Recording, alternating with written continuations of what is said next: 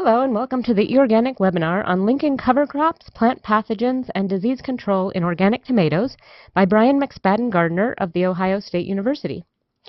My name is Alice Formiga and I'm the webinar coordinator for eOrganic. eOrganic is the organic agriculture community of practice with eExtension. This is Brian McSpadden Gardner's second eOrganic webinar. Last March, he presented on the role of cover crops in organic transition strategies, and you can find that presentation, along with all of our other published articles, videos, and our many upcoming and recorded webinars on organic farming and research topics on our website at extension.org/organic_production. Before we begin, I'd like to briefly introduce our speaker, whom we're very pleased to welcome back today, Dr. Brian McSpadden Gardner. He works as a plant pathologist and microbial ecologist at the Ohio Agricultural Research and Development Center, where he also directs the Organic Food Farming Education and Research Program.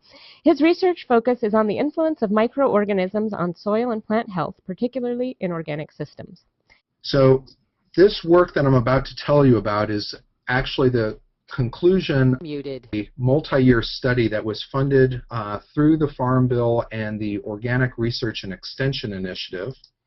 It was a multi-site, multi-investigator project that included people from Ohio State University, Cornell, University of Maryland, the USDA-ARS in Beltsville, and Virginia Polytechnic. In order to make this relevant to both the growers and to the researchers here, I want to talk a little bit about the extension and outreach goals of this project because it really provided the platform to do the field research to fill in gaps of our understanding and our growers' understanding of the relationships between soil-borne plant diseases and productivity and how to manage them or possibly manage them with cover crops. We began with an assessment of the needs and knowledge gaps of growers related to cover crop use, soil-borne disease management, and microbial biopesticides. And we finished by developing a variety of materials that we have now posted on eOrganic and are in the publication process to enhance growers' capacities to better control soil-borne diseases, both through the use of cover crops, standard cultural methods, and microbial inoculants.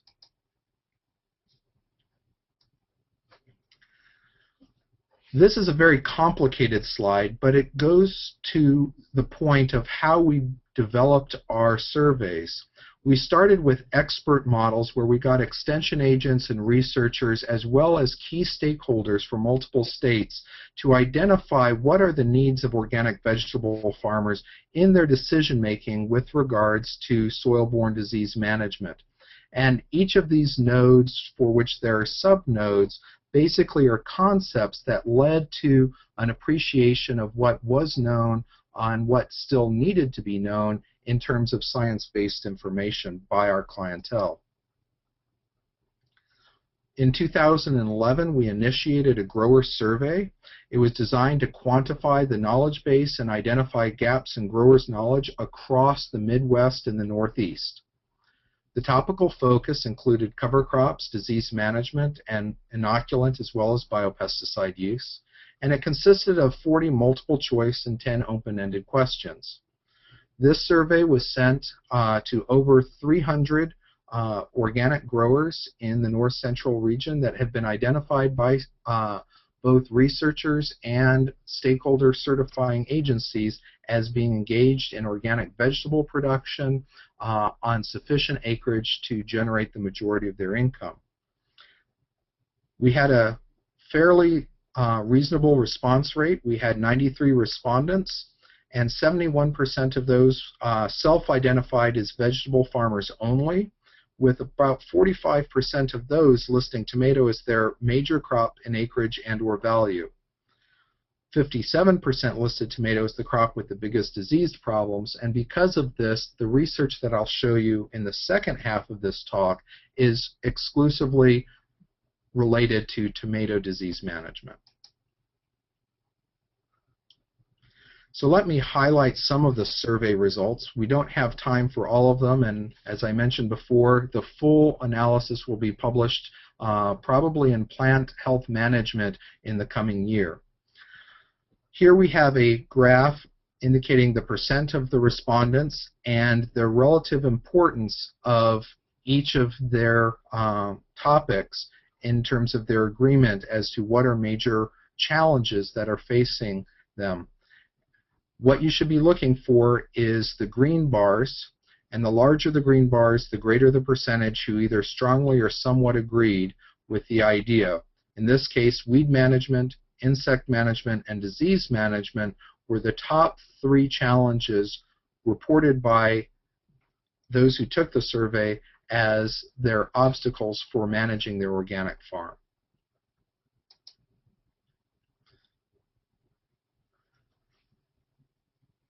In this slide, you see how familiar people were with soil-borne disease management practices, and approximately 50% felt that they were not strongly familiar with disease management practices that would allow them to control soil-borne diseases. And the large majority, over 80%, felt that more information on soil-borne disease management was necessary to be more effective in their organic vegetable production. With regards to cover crops, the large majority surveyed said that they actually do use cover crops, and that mixed species cover crops were most commonly used. Now, mixed species cover crops typically include both a cereal and a legume, and may be as simple as a 2-species combination like rye vetch, or may be some sort of mixed hay. The growers who use them perceived that the benefits differently, and had indicated that their cover crop choice was partly derived from the specific benefits that have been ascribed to that cover crop species.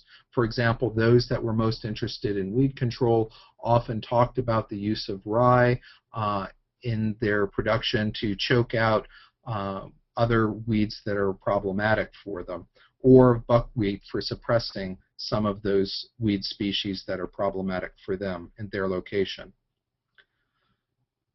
Relevant to this talk and how we perceive the use of cover crops, particularly for disease management, it's important to note that the significant limitations noted by grower were primarily those of seed and equipment costs, yield loss due to delayed planting and shortened growing seasons. They also noted that fuel costs and limited growing options were also important. But this issue of delayed planting and shortened growing season are probably the most significant, not only from their experience, but as you will see in the research that was conducted, are relevant to the value that these cover crops provide them. With regards to microbial inoculants, nearly half of organic growers use microorganisms and/or biopesticides. 43% used legume inoculants, rhizobiums primarily, and 49% used biopesticides. Now, not all biopesticides are suitable, nor are they labeled for soil-borne disease management, but there are several products on the market that can be used for such. The biopesticides were used mainly for foliar diseases and pests, and 51% of growers thought that their costs justified the use. However, we have an indication that 74% waited until after symptom appearance to make applications, indicating that they were not using the biopesticides properly. As often you want to use at least those that are registered for disease control prophylactically in preventing diseases from ever showing. If you're already seeing a significant amount of disease symptoms, then it's probably too late to apply, at least for the plants that you see those symptoms.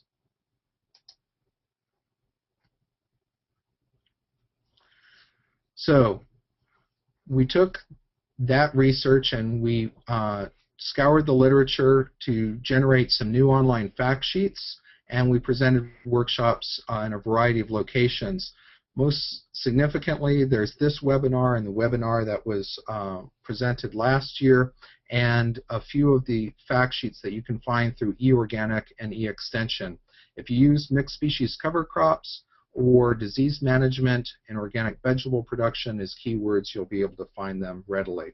And as Alice noted, with the handout of the slides, there will be a link to these fact sheets.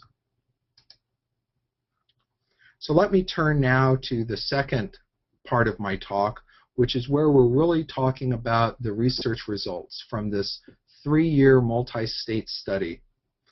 The goals included to evaluate the efficacy and value of mixed species green manures in organic vegetable production, because as I noted in the survey, a majority of growers were already using mixed species cover crops because of a perceived value relative to individual species.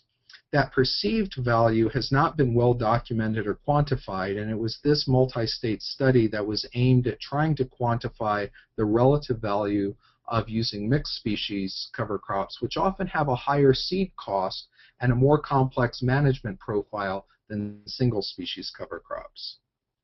We hypothesized that mixed species cover crops would actually suppress diseases more effectively, if only due to the increased diversity and complexity of what was being introduced into the soils.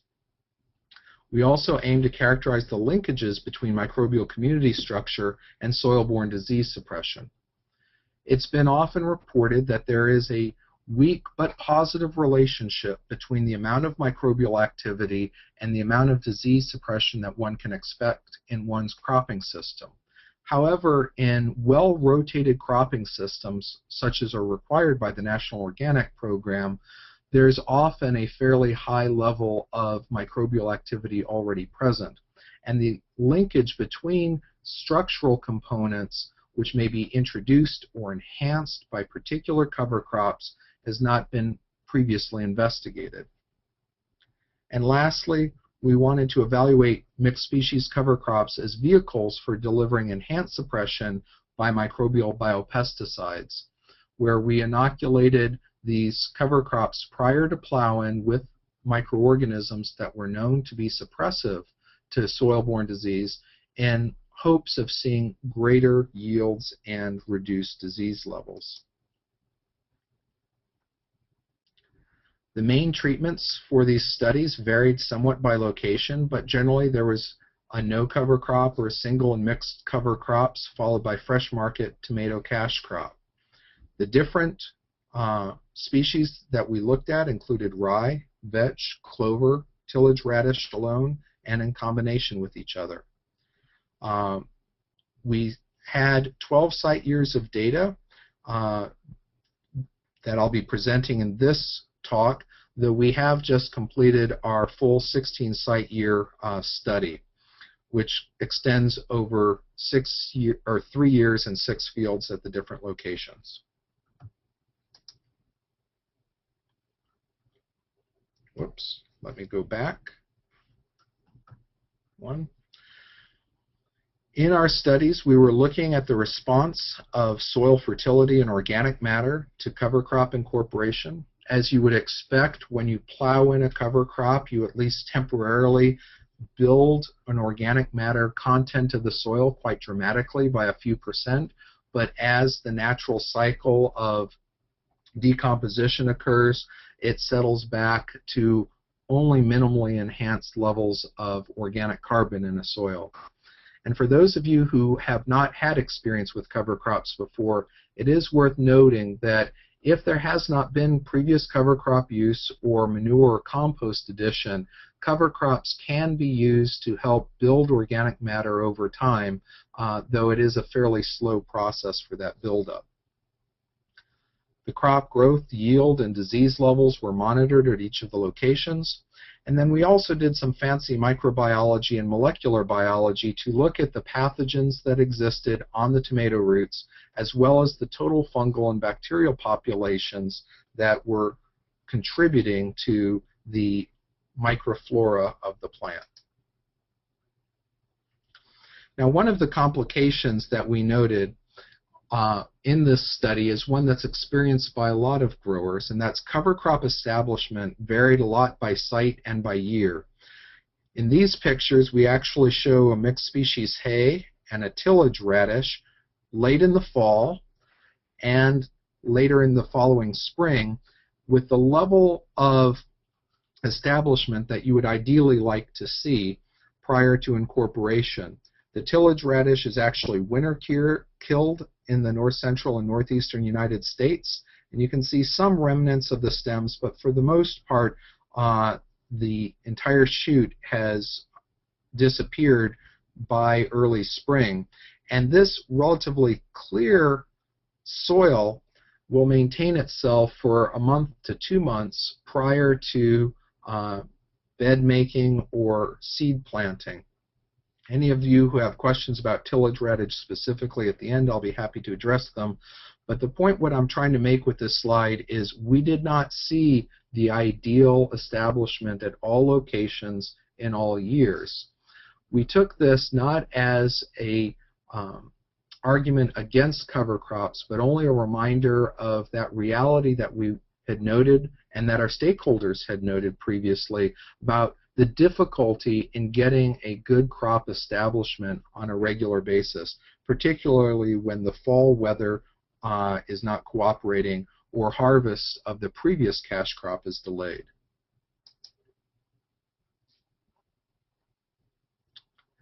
So what type of productivity did we see?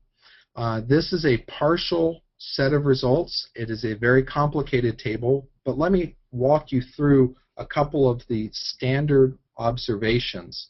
If one compares the no cover crop to the rye vetch cover crop here in New York, you'll see that there's actually a lower level of yield that was achieved following the cover crop in the West. And that downward trend was seen in some years and with some combinations, but not others. So in that same field the following year, you had actually a slight but non-significant increase. In contrast, in the east field, which was actually located just a few hundred feet from the other one, you saw an enhancement in both years. And if one were to take a very close look across a lot of these fields, what one finds is that in the majority of years, you get a responsiveness that is site-specific. And then if you look across years at multiple sites, the field year, the prevailing conditions, were also very important.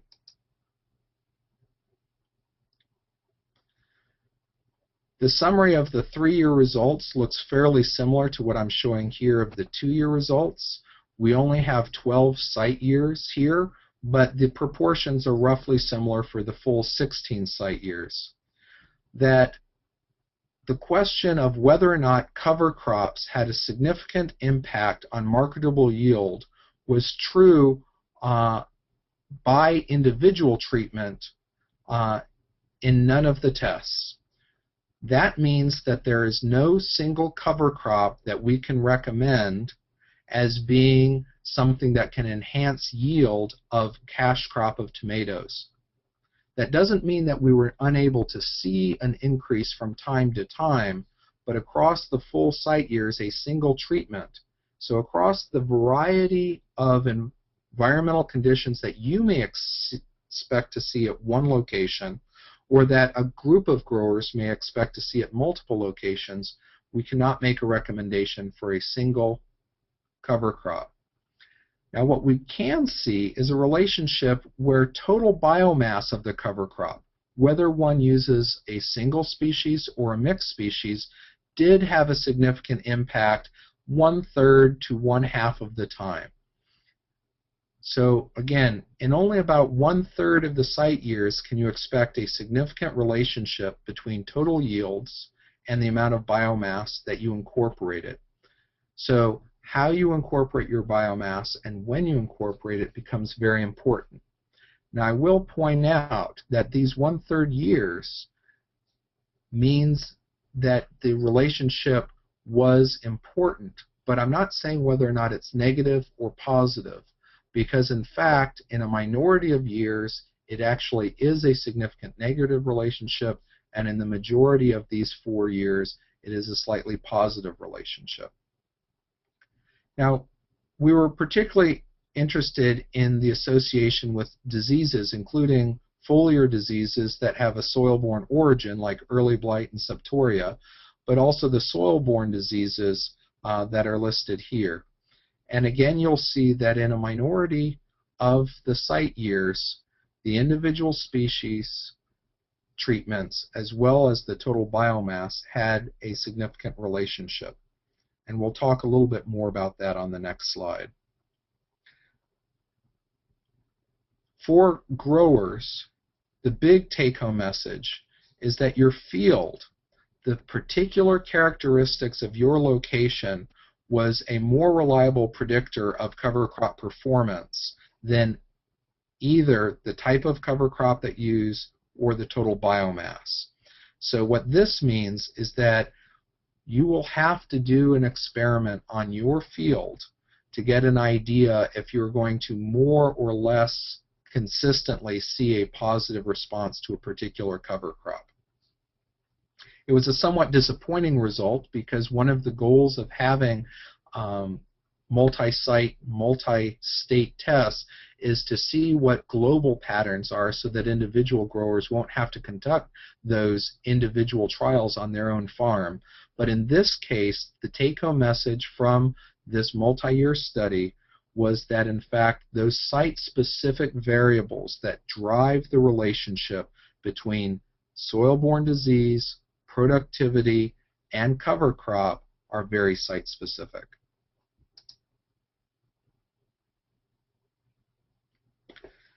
So I'm a microbial ecologist. I'm particularly interested in trying to understand the relationships between site variables such as soil type and soil moisture potential and the colonization of plants, both their roots and their shoots, by microorganisms.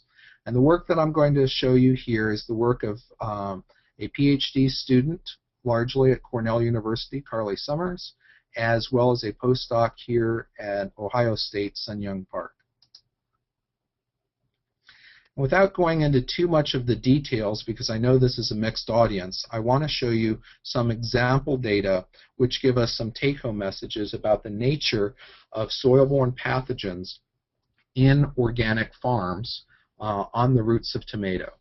So what we did is we sampled the roots of tomato plants at all of the locations in New York and Ohio and Maryland, and we did an assay for the types of species, many of which cause soil-borne diseases.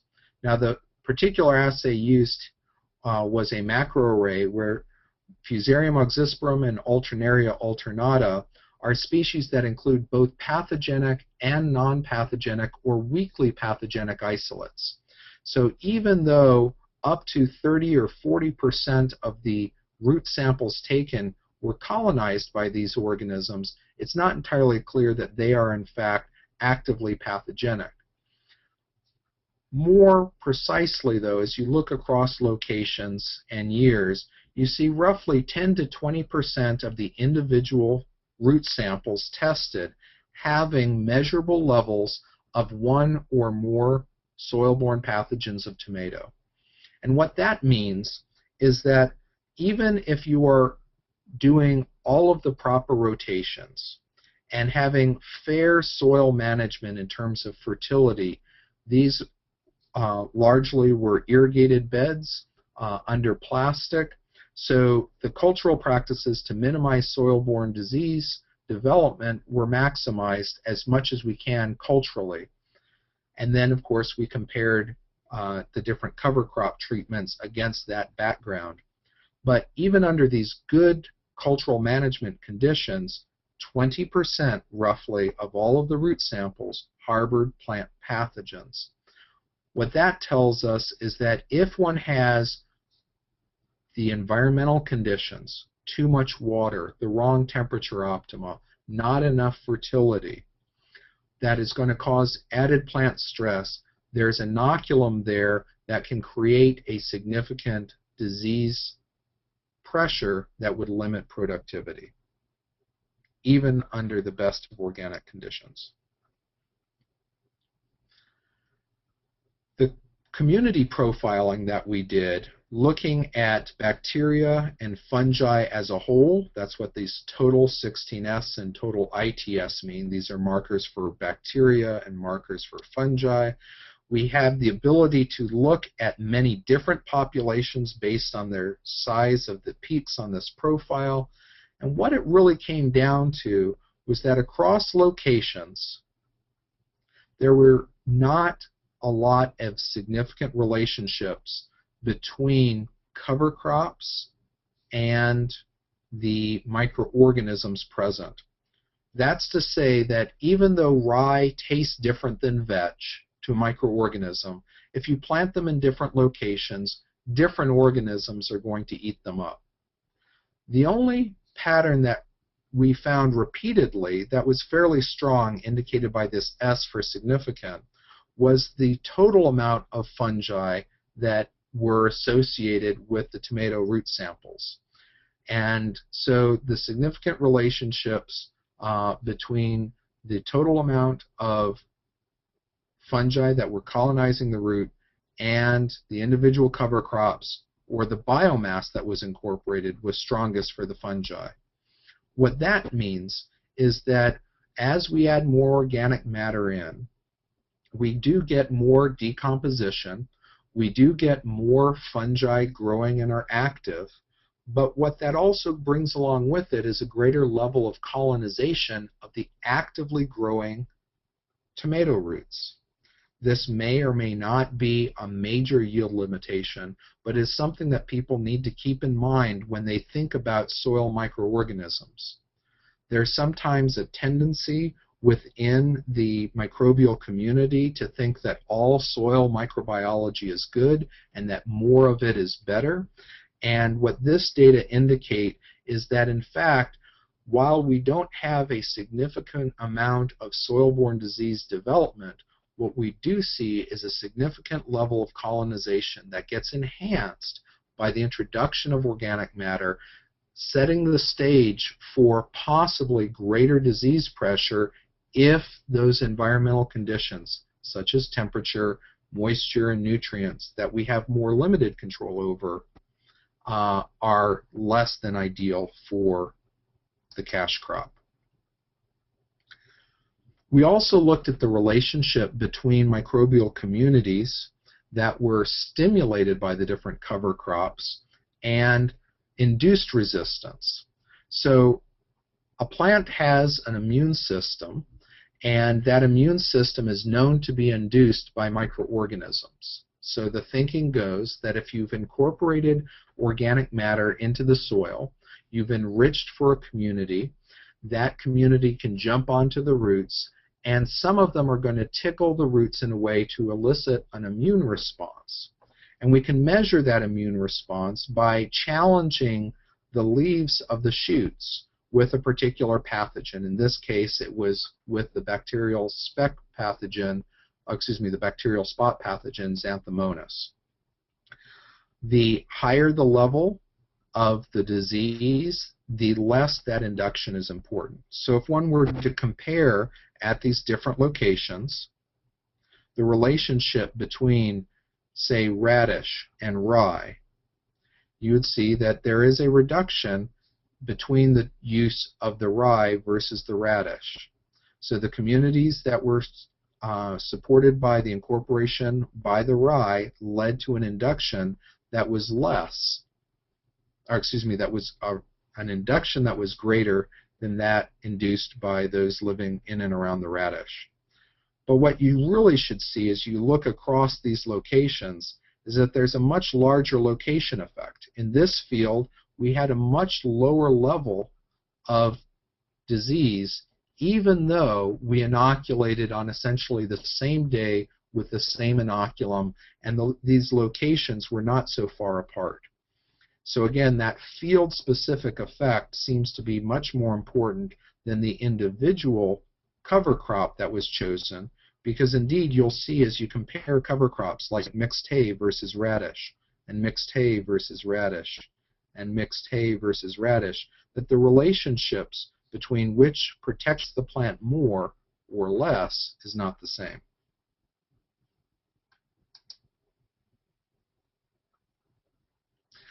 We've then moved on, recognizing that we cannot control the endogenous microflora as well as we might have thought prior to the conduct of this work, by adding known microbial inoculants, organisms that are known to suppress plant pathogens, onto the cover crops prior to inoculation.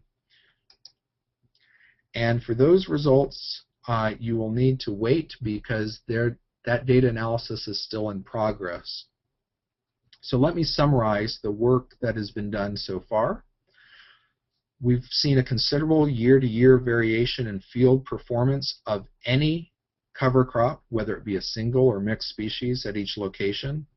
This means that we have no simple recommendation for mixed versus single species cover crops across our multi-site, and again, this is now a 16-site year study.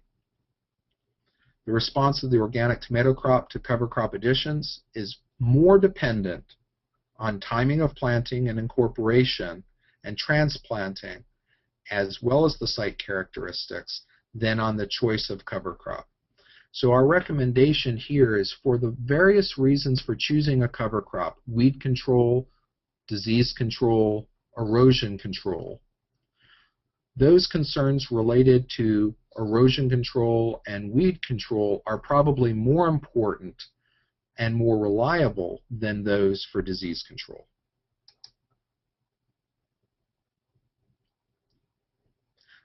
As I mentioned, the yield and disease responses have site-specific tendencies. We did note in our studies that the microbial properties of sites were somewhat varied, but the consistency of the relationship between individual populations and productivity or disease suppression has yet to be determined. There's a lot of discussion about using microbial biopesticides to enhance productivity, particularly under conditions where there's high disease pressure. My experience has told me that there is value to those products, but the degree to which we can manage the brothers and sisters of the organisms that are the active fraction of those products is much more limited than we thought in the past few years. And this study has shown that, in fact, the site-specific complexities make it practically impossible to manage native microflora without the use of inoculants. The changes in crop health, as they are related to disease suppression, tend to be of small magnitude and limited predictability when talking about individual and mixed species cover crops. And as I mentioned, the value of added microbial inoculation is still under investigation, and that will be the subject of further publications and maybe another webinar next year here at eOrganic. And with that, I'll go ahead and finish. Unmuted. As my people who are working very hard, both here in Ohio as well as in Maryland and New York, we thank you for your attention, and I'll be happy to take any questions. This is a question about the testing that you did of tomato roots for infestation, and this person wants to know why you didn't test for Verticillium dahliae infestation. On the macro array, there actually is a probe for Verticillium. The ones that were listed are the ones that we saw the greatest number of positives for. The particular cultivar that we were using is known to be Verticillium resistant, and that probably explains why we did not see much Verticillium in our samples. Okay, we have a couple of questions coming in about high tunnel tomato production and disease suppression. And for one, whether there's a possibility that the under plastic culture exacerbates tomato diseases, and what you might recommend for a cover crop under a high tunnel hoop house because of the short growing time through the winter, if you might be able to speak to those. Sure. Okay, so first of all, at all of these locations, when I said under plastic, I was referring to plastic-covered beds. These were actually open field tomatoes, as you saw in my last slide. For hoop houses, however, you do have issues where you've got higher temperature stresses during the summertime, potentially. Of course, that's what you want to get the extended growing season. And you do have limitations in terms of how you can machine the land that's underneath the hoop house. If you have a movable hoop house, there really is no restriction on what type of cover crop because your machinery is not as relevant. However, if they are fixed structures, then your challenge will be that to cultivate or to incorporate those cover crops as they get too close to the edges, that can be problematic. Beyond that, I don't think that there's any specific recommendations I can make about cover crops within hoop houses. Again, here in Ohio, we are able to run hoop houses for a full 11 months out of the year. They are often not on land where erosion control is of concern, and so the weed management is largely managed simply through the cultivation and the crop rotation. Okay, thank you. We have a couple questions coming in about how cover crops affect diseases. So, for example, here's one. Would you please shed light on some of the mode of action of the cover crops in controlling soil-borne diseases on tomato? Are there any known to have root exudates that work against any of the oomycetes, fusarium, verticillium, or other pathogens? There has been some very limited evidence of certain cover crops such as Sudan grass being able to suppress particular pathogen groups.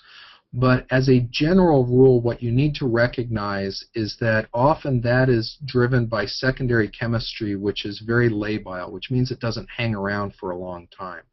So probably more important than the individual cover crop, and again, I'm speaking based on the results of our multi-site, multi-treatment study, it appears that what's really driving suppression is largely the microbial succession, where following incorporation you get breakdown that's dependent partly on moisture, partly on temperature, and that breakdown initially tends to be fungal driven.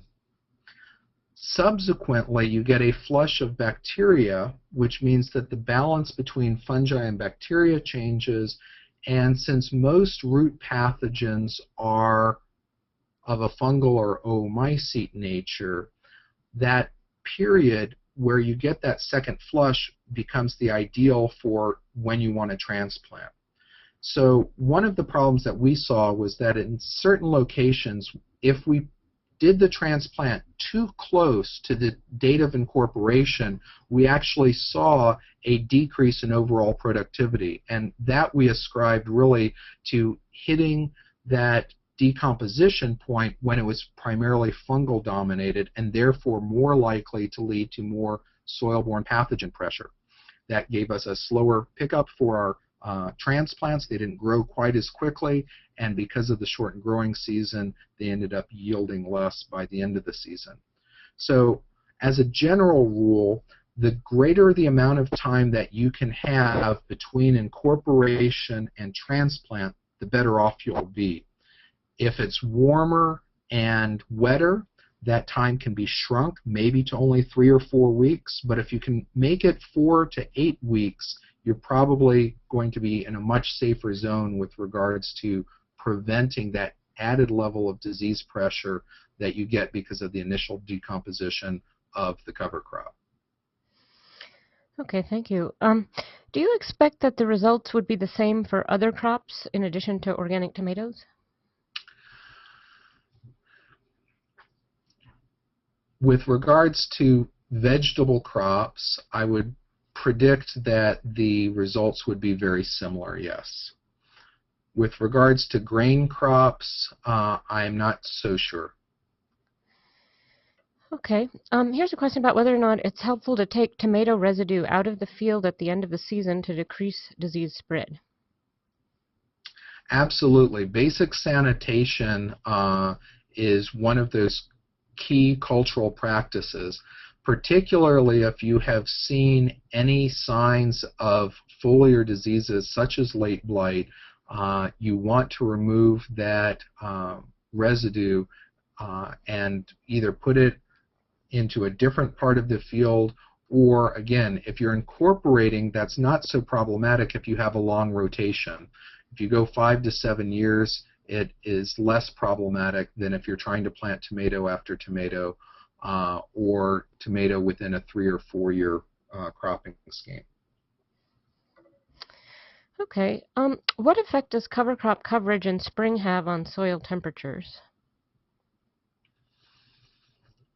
What is the effect of the cover crop on soil temperatures? Probably fairly little, I would imagine. The main thing that we had to deal with in these studies was that incorporation event was either limited by soil moisture in terms of its rate of breakdown or not. And so I think that the relationship between moisture and cover crop biomass breakdown is probably slightly more important than temperature. But again, if you have warmer ambient temperatures, the breakdown will be much faster. I don't think it works the other way. I don't really think that there's much increase in soil temperature due to that decomposition. Okay. Were any biopesticide products like actinovate evaluated, or will they be evaluated? Yes, so actinovate was one of those products that was evaluated as part of the study. I can speak informally about my experiences with actinovate on tomato here in Ohio, and that I have seen positive results with regards to the suppression of some foliar diseases through the use of actinovate, but it wasn't entirely clear that it was above the economic threshold in that particular study. Okay. Here's a question about different methods of growing. For example, some of us object to plastic culture and use hay mulch instead. Have you thought of that as a variable? Yes. So obviously, when you conduct a study, you have to make choices, just like any other farmer has to make choices about how they're going to approach their cultivation of their cash crop. In this particular case, hay mulch probably would not have much significant difference with regards to the type of results that we were seeing here, because the hay mulch is relatively inert. The lower levels do begin to decompose over time later in the cropping season, and of course they will get reincorporated as part of that field if they're not removed. But in terms of the relationships between soil-borne pathogens and productivity and cover crop, I don't expect that the use of hay mulch would differ much from the plastic mulch. Okay, here's some questions about incorporation. So do you incorporate the cover crop and then wait 5 to 8 weeks to transplant for the best results? Yes. Okay. And again, it's dangerous to set a Julian calendar date or a number of days from the time of incorporation, because that decomposition is probably the most important thing.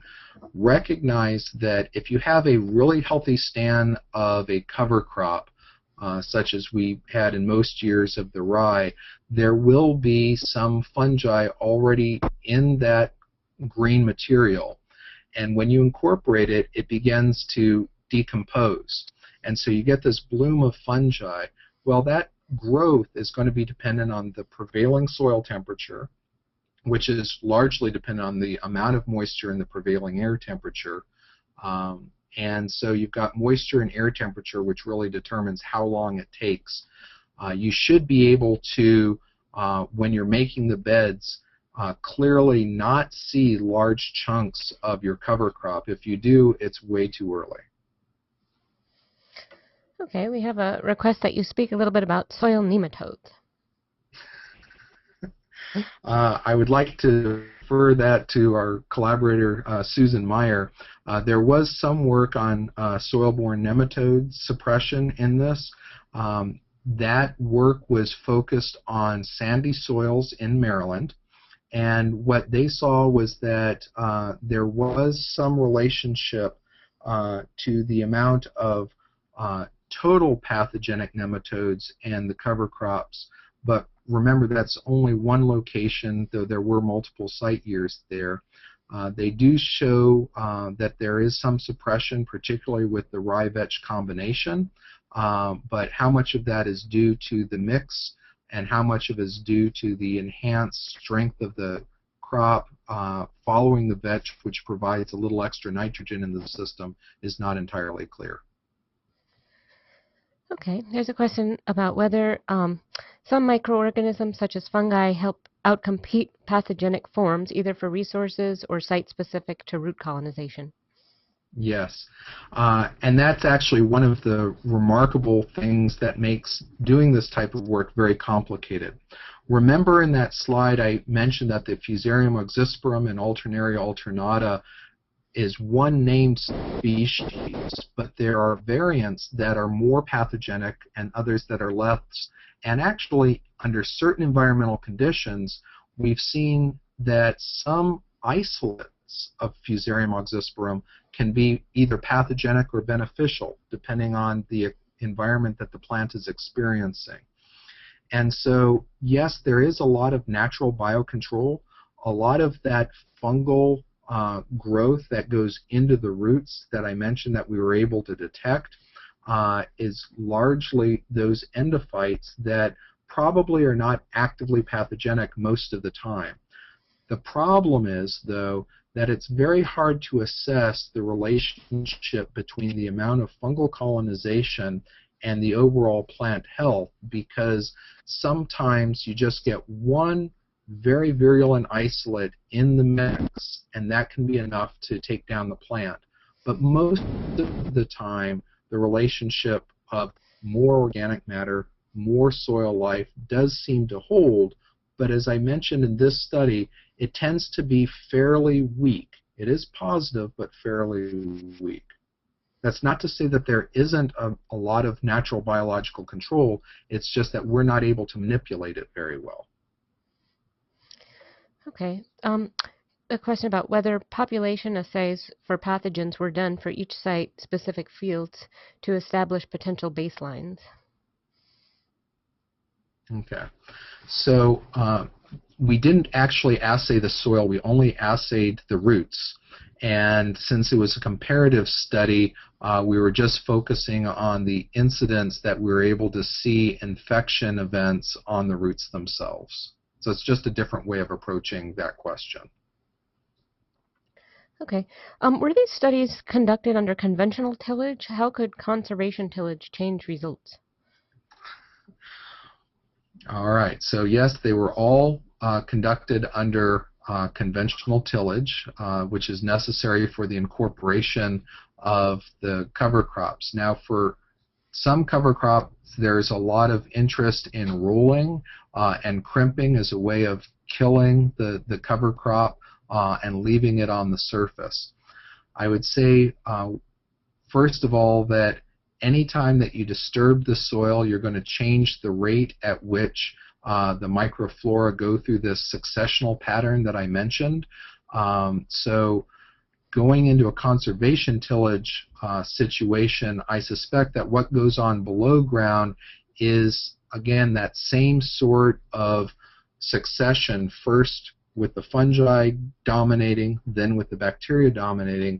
But I know of no studies at this point that really look at how that timetable would differ from that of conventional tillage. So that's a completely open question. Okay.